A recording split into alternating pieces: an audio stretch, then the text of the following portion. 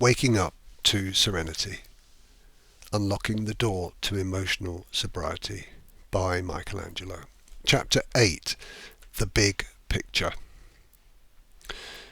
The four pieces of our jigsaw fit together to produce an astonishing picture.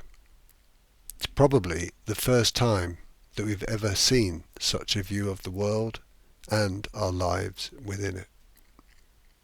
The idea of a single ultimate reality with billions of individual instruments of experience created by a universal consciousness is indeed astonishing, but it's also very difficult to grasp. The book or device that you are holding in your hand as you read these words seems very real, and no amount of theory or explanation will easily dislodge our lived experience.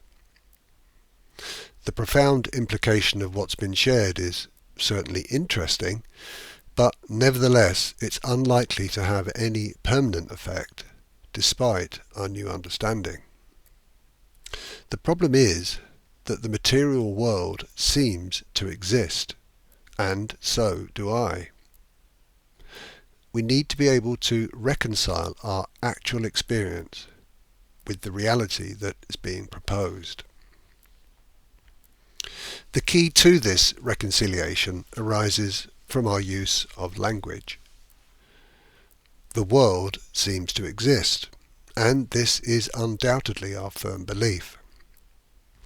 It must be important, therefore, to understand what the word exist actually means. The etymology of the word takes us to the Latin term existere, which means stand forth, emerge, appear, be visible, come to light, arise, or turn into. So the word exist does not mean that something actually is, but rather that something appears to be. This simple word reconciles the two seemingly irreconcilable worldviews. The materialistic worldview believes that the world exists, and the spiritual worldview believes that the world, including ourselves, appears out of an underlying reality. Both statements are true, but the spiritual worldview is the truth. Mixing our metaphors somewhat, if we consider a wave on the surface of the ocean, then this will illustrate the point. To us, the wave appears to be a thing, and the thing moves across the surface. We give it a name and we call it a wave. When the wave reaches the shore, it disappears. It was a thing for a time, but now it is no more. Of course, the wave is not a thing. You can't pick a wave up out of the ocean. There is a movement of energy in the water that creates the appearance of a wave. The water in the wave does not move along the surface. At no stage is the wave ever made out of the same water. It's the energy moving through the water that creates the appearance. As the wave moves across the ocean, all remains calm and peaceful in the depths. Nothing that happens on the surface affects the peace within. Does the wave exist? Well, we can say yes in the sense that it appears, but no if we believe that existence means material reality. There's no such thing as a wave. It's an illusion. Using exactly the same approach, we can say that subatomic particles are energetic movements in the ocean of consciousness. The movements create the appearance of the material world. Living organisms exist for a time and then disappear. It existed for a time, but now it is no more.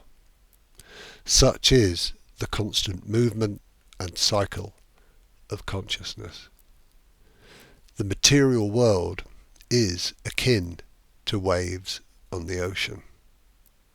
The personal experience of the world truly is Maya. Understanding the truth does not necessarily or immediately make any difference to our day-to-day experience of life. We're so habitually used to living our lives from the position of the first cushion that this has become our default setting. Understanding alone will not bring about an expansion of consciousness. What it should do, though, is motivate us to engage in practices that will relieve us of the bondage of self. This will release the tension that is built into our current state of being and lead us to emotional sobriety. Each of the four cushions is already and always present. Cushion 3 arises from cushion 4. Cushion 2 arises from cushion 3, and cushion 1 arises from cushion 2. Your personal ego self arises from universal consciousness. Taking life personally means that you are identifying as a wave on the surface of the ocean. The stillness and serenity in the depth of your being await your discovery. Well, they say that recovery is an inside job. Well, how true this is. The higher power that you seek is already your true nature. Not you, the personal body and ego self, but you as consciousness. All we need to do is wake up. The remaining chapters focus on the recommended practices that are designed specifically to achieve this aim.